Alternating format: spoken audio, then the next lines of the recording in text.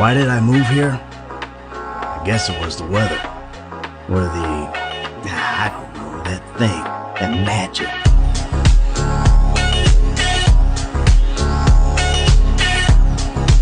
Hi everyone, आज का video है racism faced in Korea as an Indian. तो ये वीडियो मैं इसलिए बना रही हूँ क्योंकि मुझे बहुत सारे डीएम्स आए हैं और लोगों ने मुझे एक और वीडियो भी भेजा है जिसकी वजह से मैं ये वीडियो बना रही हूँ। बहुत सारे डीएम्स आए हैं मुझे कि क्या तुम्हें सेल्फ रिस्पेक्ट नहीं है कि तुम अभी कोरिया में रह रही हो, या क्या तुम्हें रेसिज्म फेस करके भी क्या तुम वहाँ रहना चाहती हो, and like a lot of questions like that. तो मैं उन सारे क्वेश्चंस की आंसर इस वीडियो में करना चाहती हूँ। So is there racism in South Korea? The answer is yes, but is there racism enough so that I have to leave the country? And the answer is no.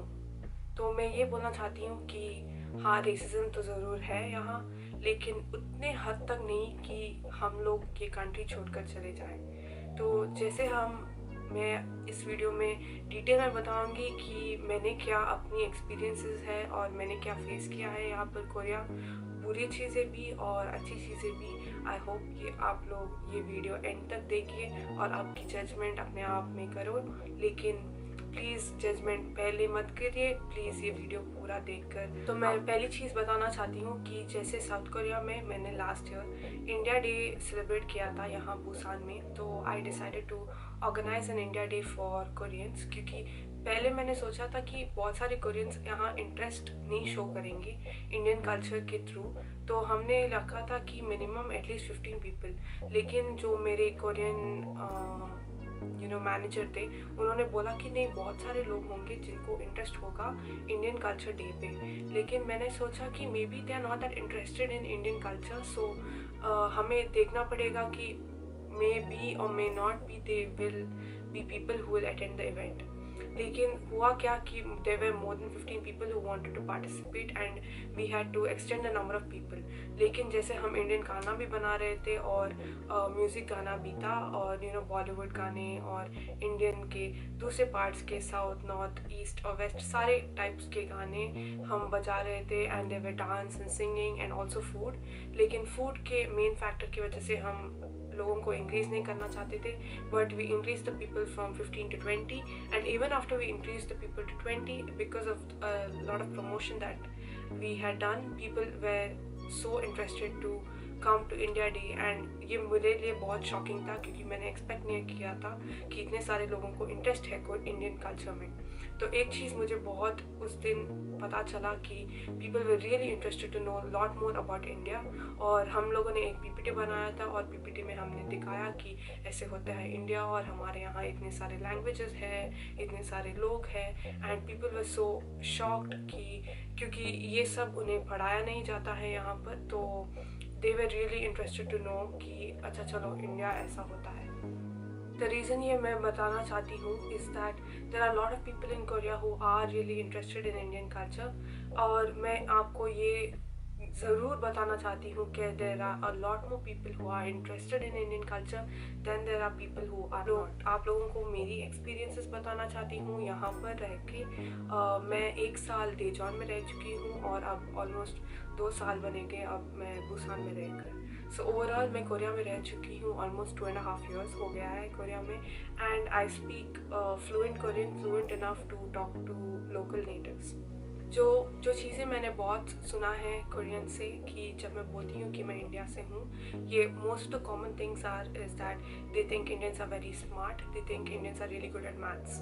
मुझे पता नहीं ये लोग क्यों सोचते हैं कि हम मैथ्स में इतने अच्छे हैं, लेकिन मैथ्स, साइंस ये लोग सोचते हैं, and IT, they think we are very good in IT and they very good in the technical subjects. तो इनकी वजह से ये एक मेरे लिए भी एक प्राउड चीज़ है, चलो they think that Indians are really smart। दूसरी चीज़ जो मैं देखती हूँ कि they are very curious about our caste system, क्योंकि उनके पास ये caste system नहीं है और उनकी स्कूल्स में ये पढ़ाया जाता है कि इंडिया में caste system रहता है, और उनको they are very curious to know कि ये caste system कैसा है। और एक और इंटरव्यू मैंने जो किया था वहाँ पर मैंने बताया था कि कभी कभी लोग, मैंने 1 और 2 लोग को मैं सुना है कि लोगों ने बताया है कि they think that Indians are dirty, and one of the main reasons for that is that उन लोगों ने, जो मैंने सुना है कि is that they think Indians are dirty, India is dirty and the Indian street food is dirty. तो ये चीज़ है कि जिस कोरियन ने मुझे ये बताया था कि मुझे लगा कि Indians are dirty, and like मैंने बोला क्यों, तो बोली कि मैंने इंस्टाग्राम और यूट्यूब पे देखा है कि इंडियन स्ट्रीट फूड बहुत गंदा है। और उसने एक वीडियो निकाला मुझे दिखाने को जहाँ पर एक लड़का लाइक हाथ से निकाल रहा था लाइक खाना। तो मैंने उनसे बोला कि लोग यहाँ, आप लोगों को ये चीज़ हमेशा ध्यान रखना चाहिए कि यूट्यूब, इंस्टाग्राम ये सब एंटरटेनमेंट चीज़ें हैं और एंटरटेनमेंट में एक्सैजरेट करते हैं लोग।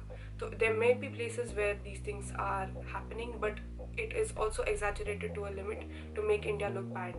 तो मैं बोली कि okay, this may have happened but it does not happen in all of India, and it probably does not happen now.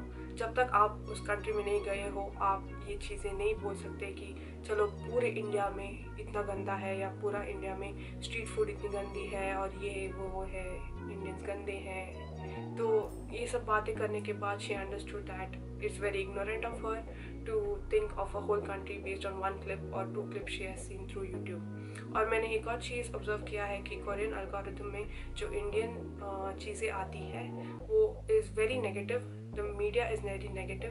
जैसे the portraying of India has been really negative, which is probably also one of the factors which is why people who probably have never left the country and are very conservative, सिर्फ वो videos देख के वो लोग अब पूरे country के बारे में अपना ओपिनियन बनाते हैं। मैं आपको बताना चाहती हूँ कि have I faced racism? उस वीडियो में उन्होंने बताया कि एक पॉपुलर बताया कि जब वो सबवे में बैठती है कि लोग उठ के चले जाते हैं, तो such things have even happened to me. Like when I sit, there aren't people on the right and left side of me. Like even though there are places in the subway, there is like seats just like right next to me, but people will not sit next to me. And that doesn't happen just to me, it happens to a lot of foreigners. So it is not specially directed towards to me, it's directed to all the foreigners. तो एक चीज़ आपको ज़रूर याद रखना पड़ेगा कि Korea में बहुत चीज़ें हैं, privileges. There is pretty privilege, there is white privilege, there is nationality privilege. There are a lot of nationalities that have it way worse than us, Okay, लेकिन अच्छी चीज़ ये है कि जब मैं 2021 में आती थी, मुझे ऐसे लोग बहुत ज़्यादा मिलते थे on a casual, on a daily basis. लेकिन मैं सोचती थी मैं क्या करूँ, कि मैं थक गई थी कि चलो ये क्या हो रहा है। लेकिन as time passed by, especially now in 2024 we are right now, it's been the influx of foreigners have become so much to the point that Koreans have become really open to foreigners and they have a better understanding of other cultures. And so I would tell you that right now in living in Korea, I can tell you that it has really changed a lot. Korea has definitely changed a lot.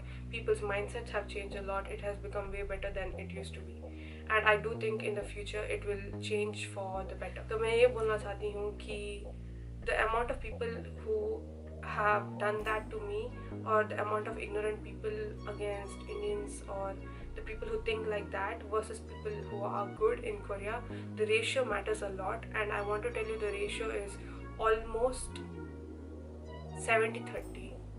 अच्छे लोग 70 और बुरे लोग 30 हो। तो आप अगर 70% लोग अच्छे हैं, तो क्या हम पूरे कंट्री को बुरा बोलते हैं कि सिर्फ ये 30% लोगों की वजह से हम ये पूरा कंट्री को बोलेंगे हाँ पूरा कंट्री रेसिस्ट है अगेंस्ट इंडियंस?